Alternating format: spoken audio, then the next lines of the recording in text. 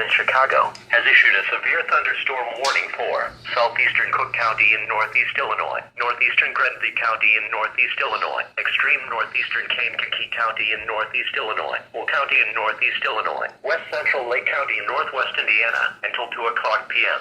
At 1:14 p.m., a severe thunderstorm was located near Manhattan and moving east at 30 miles per hour. Hazard, 60 miles per hour wind gusts and penny-size hail. Source, radar indicated. Impact, expect damage to roofs, siding and trees.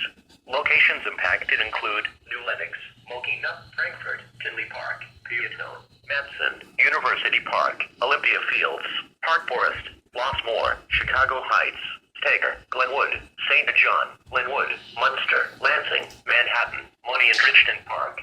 Other locations affected: Shanahan State Park, Chicagoland Speedway, Route 66 Raceway, First Midwest Bank Amphitheater, Governors State University, Joliet Junior College, Joliet Slammers Baseball. For your protection, move to an interior room on the lowest floor of a building.